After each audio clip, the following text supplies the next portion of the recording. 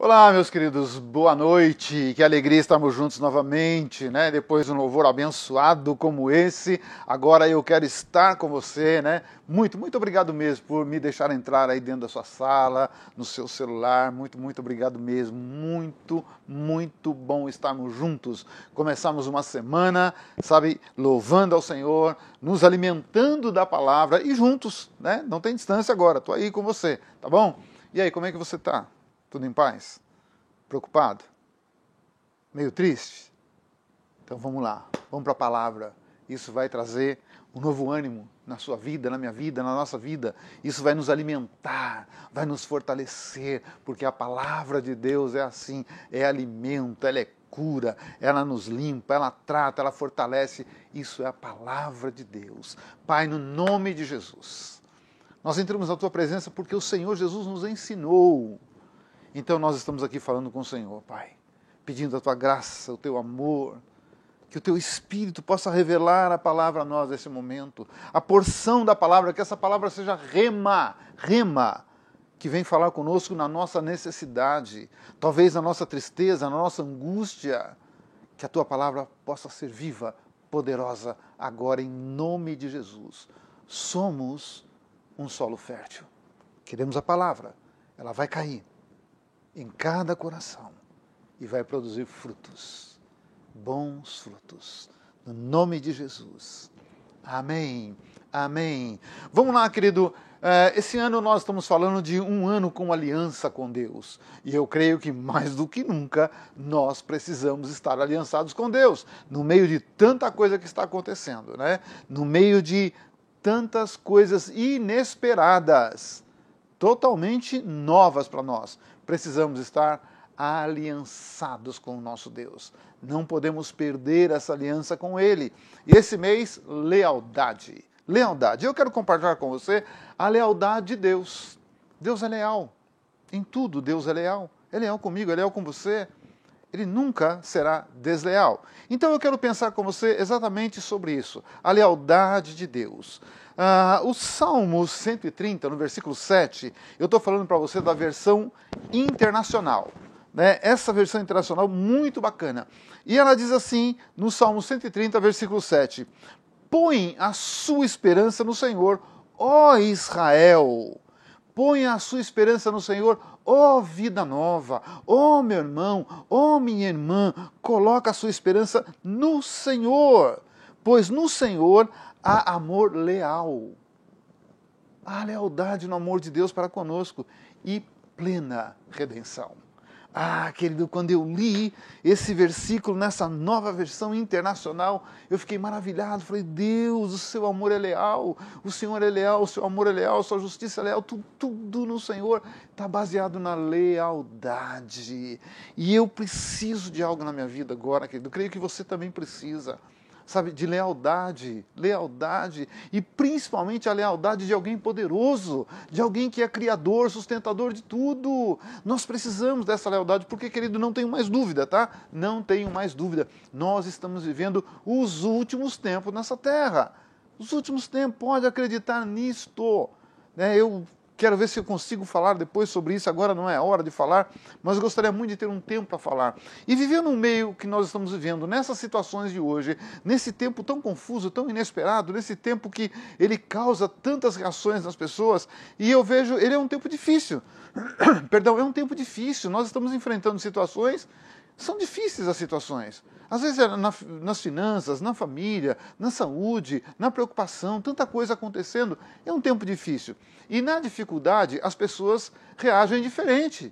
Cada um tem um jeito de reagir na dificuldade, no tempo difícil. E eu quero pensar com você reações de algumas pessoas que estão na Bíblia. Pessoas que tiveram momentos difíceis e como elas reagiram. E como a lealdade do amor de Deus esteve presente na vida deles. E como está presente na minha vida hoje, na sua vida. Não importa a nossa dificuldade ou a nossa maneira de reagir. Como Deus é leal nisso. Olha, primeira coisa que eu quero falar para você. Todo tempo difícil, ele traz para algumas pessoas uma confusão mental. A pessoa não sabe como reagir, o que fazer. Entra numa confusão mental. Isso aqui é muito claro na Bíblia de uma pessoa muito próxima de Jesus. Um parente de Jesus. Sabe, João Batista, primo de Jesus, primo de Jesus. Isabel, mãe de João Batista, Maria, mãe de Jesus, tiveram um encontro quando elas estavam grávidas.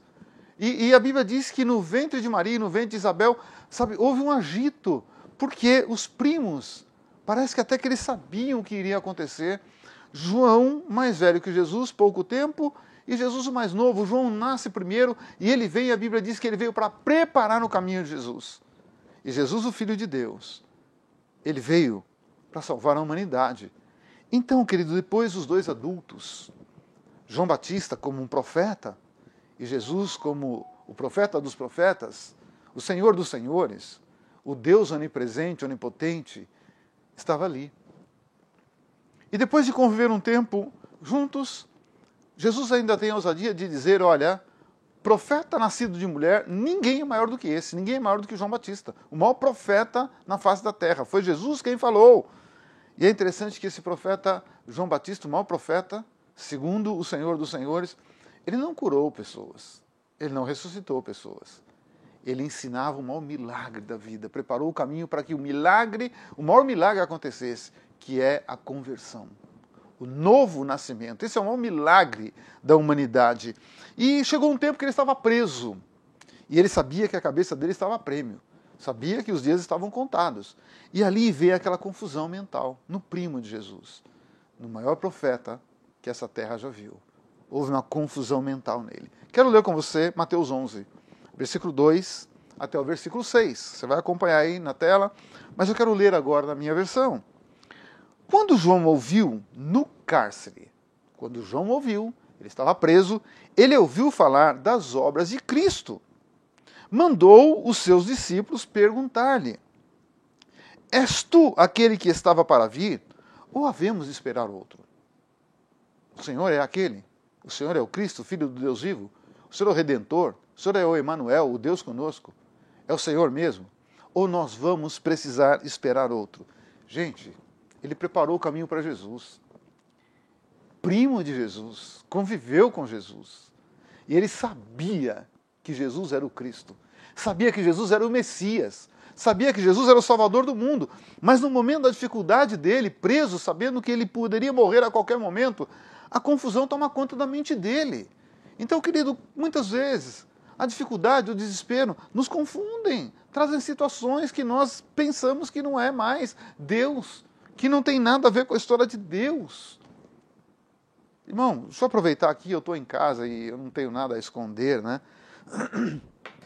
Nem sei se eu deveria falar, mas me perdoa.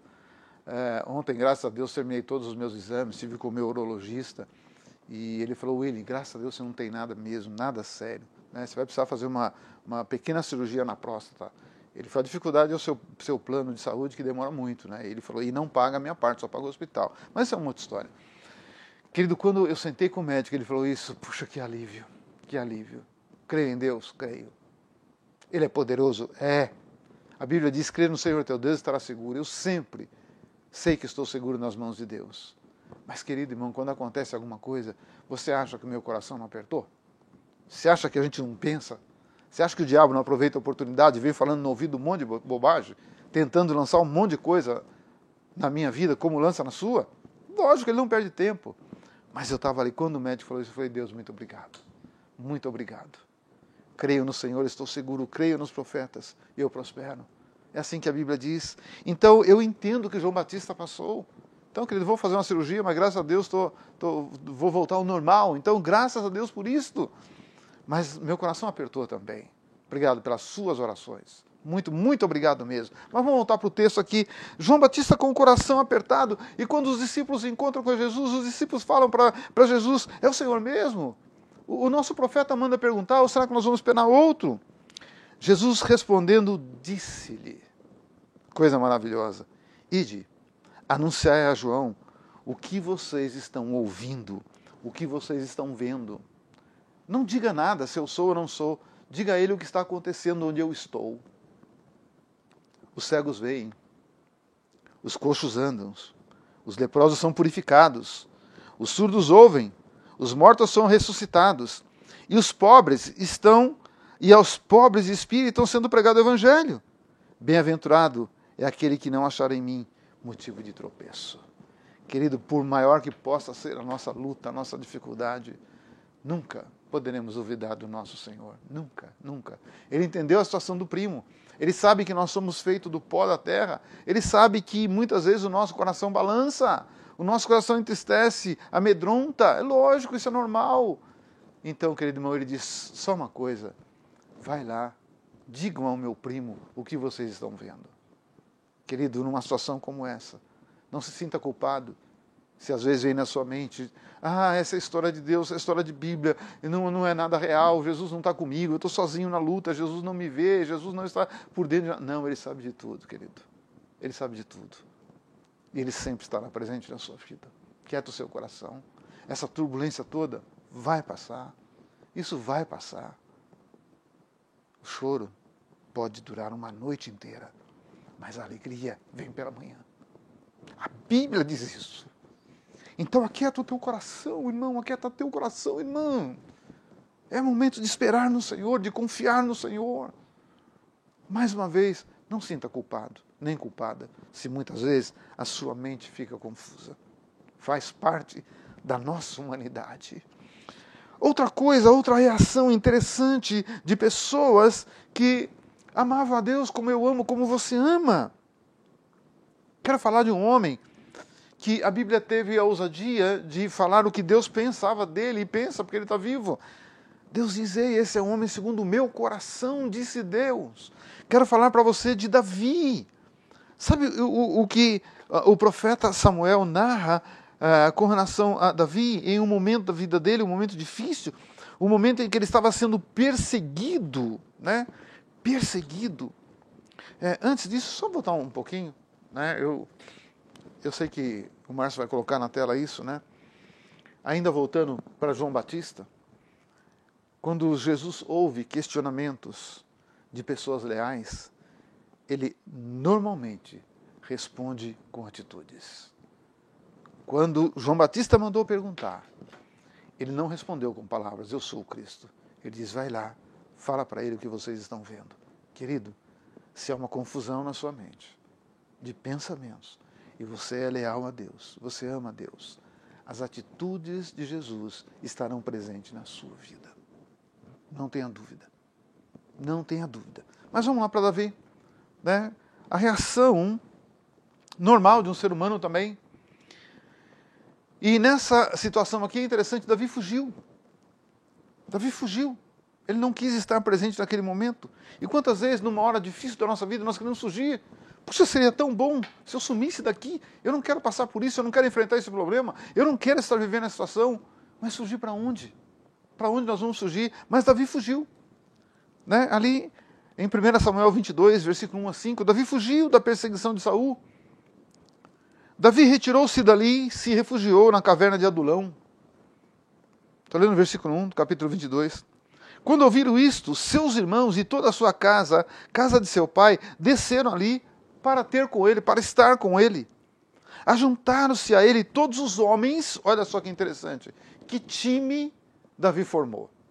Olha só, ajuntaram-se a ele, cadê? Agora me perdi aqui, né? Os homens que se achavam em aperto. Primeira situação. Quem correu para junto de Davi? Aquele que já havia sido ungido rei, não era o rei ainda, era Saul. E Davi perseguido pelo rei Saul. Quem se ajuntou, quem se chegou perto dele?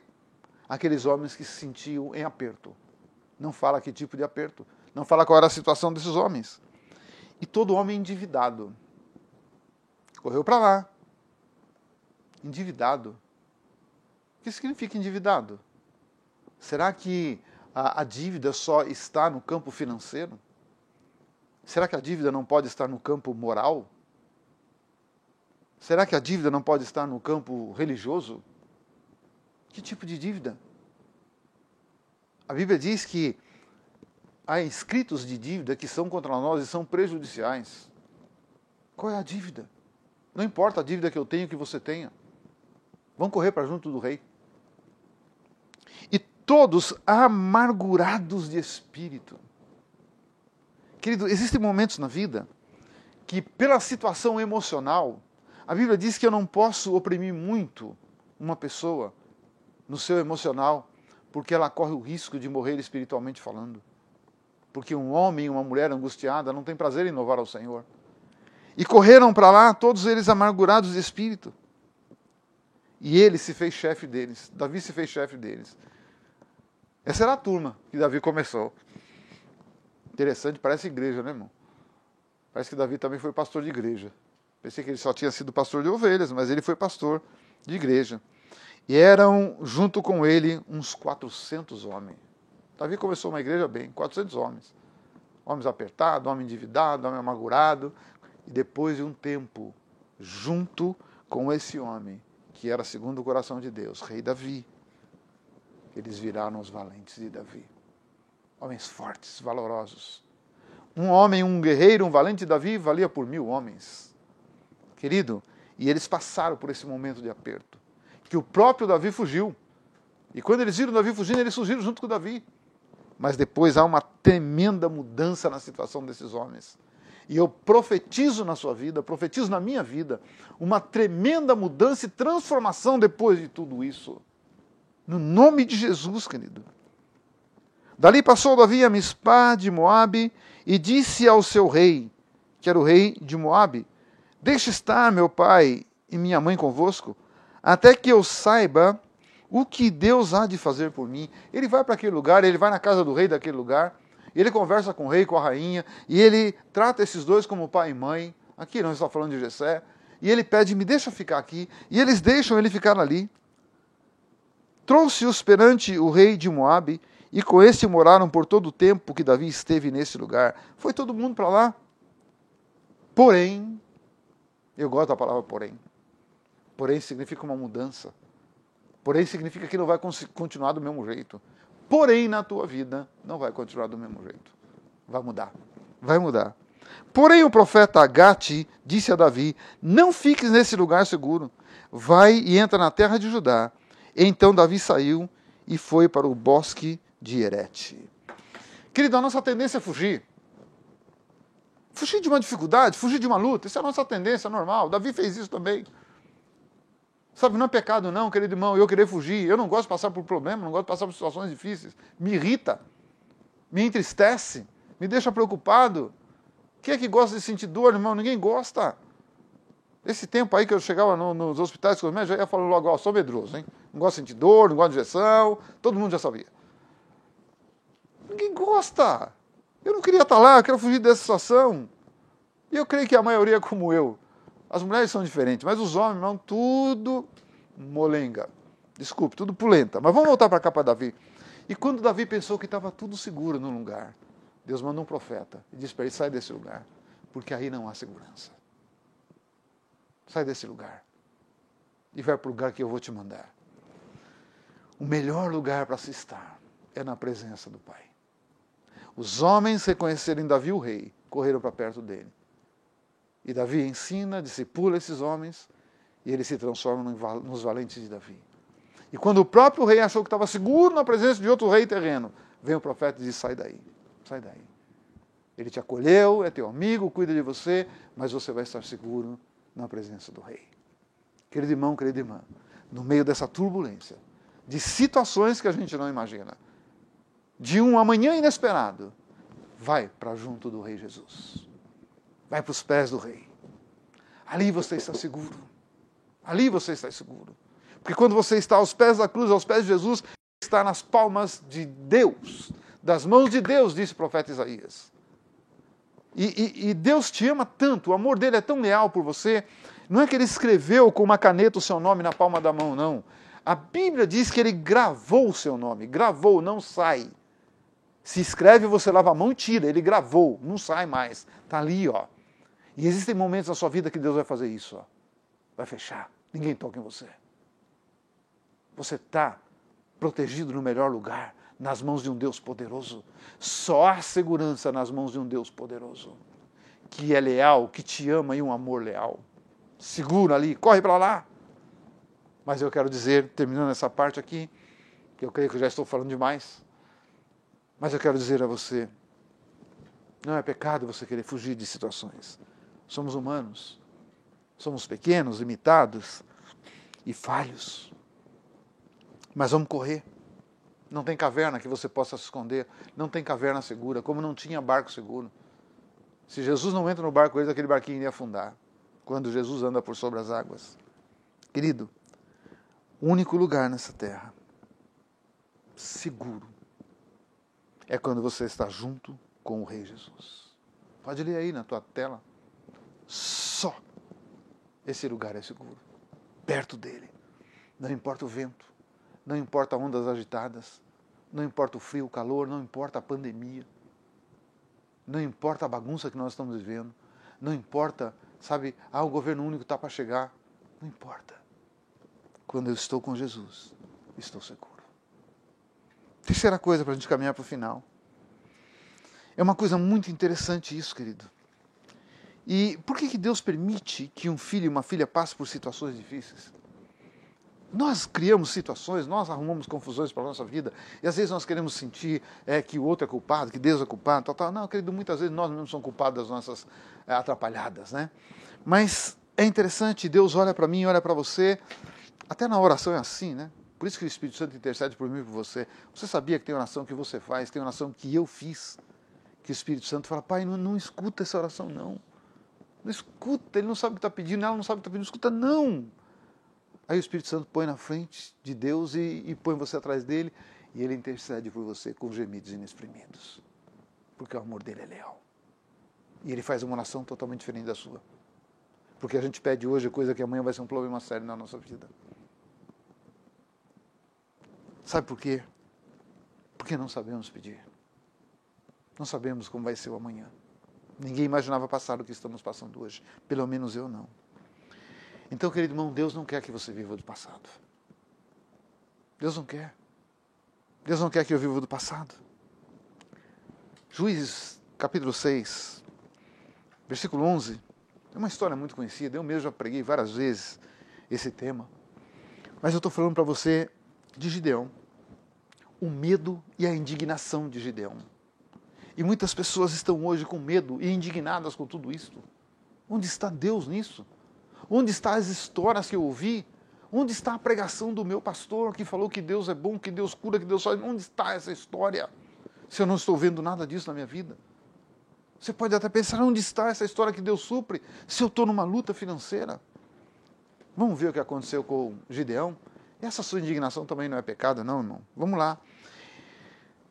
Juízes 6, versículo 11. Então veio o anjo do Senhor, assentou-se debaixo do carvalho que está em Ofra, que pertencia a Joás, a Biesrita, e Gideão, seu filho, estava malhando trigo no lagar, para o pôr a salvo dos medianitas. Estavam sendo roubados, sabe? Estavam sendo tremendamente roubados e oprimidos pelos medianitas.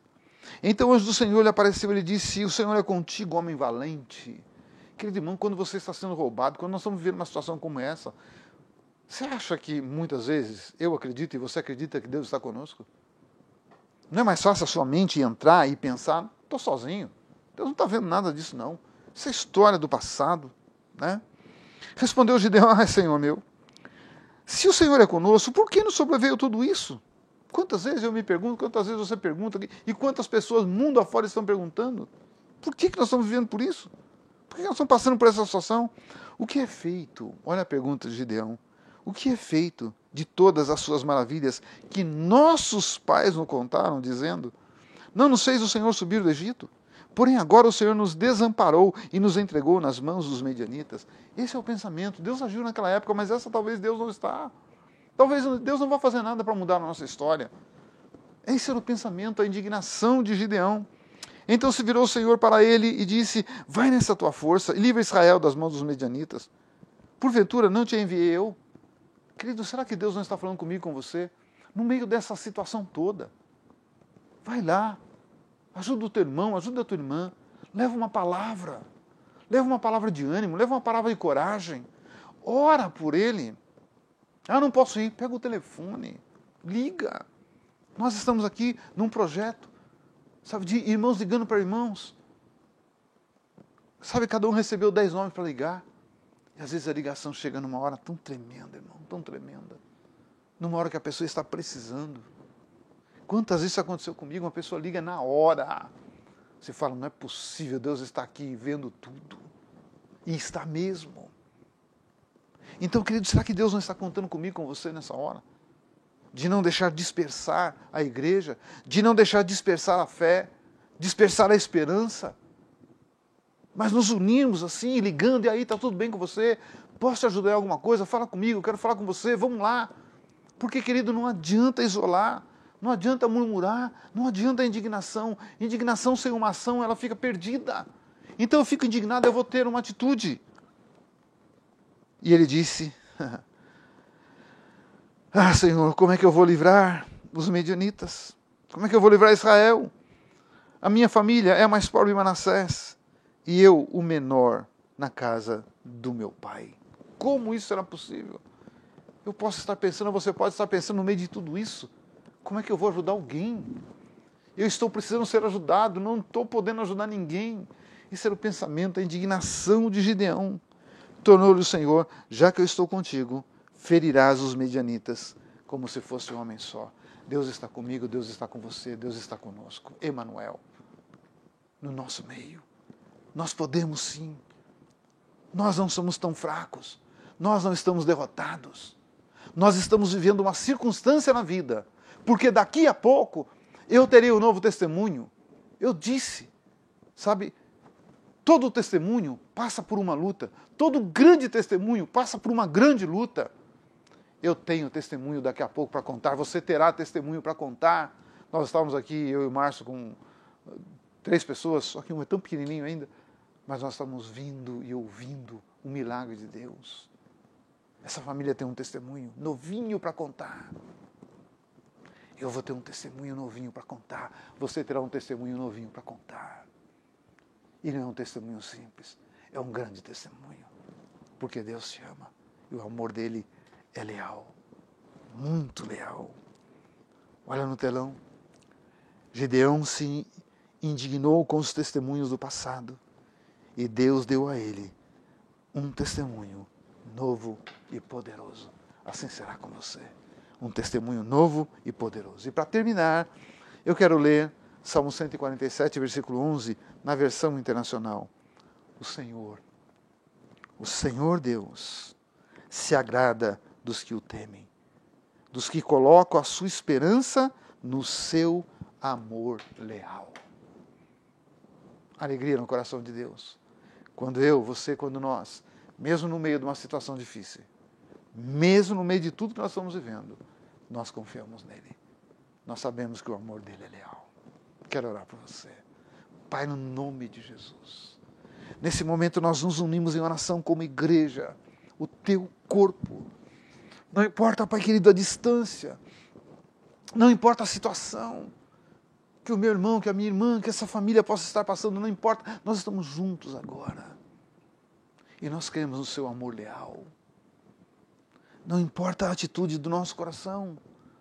Não importa se nós estamos com medo, confusos, se nós queremos fugir. Não importa se há indignação.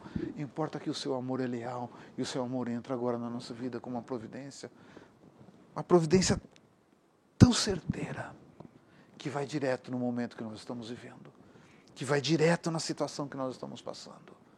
E o Senhor vai intervir nessa situação. Senhor, o nosso coração está mergulhado, totalmente mergulhado no coração de Jesus. Não há vida fora de Jesus. Muito obrigado por esse tempo, por essa palavra. Eu te abençoo, meu irmão. Te abençoo, minha irmã. Abençoa a tua casa e a tua família. No nome de Jesus. Amém. Amém.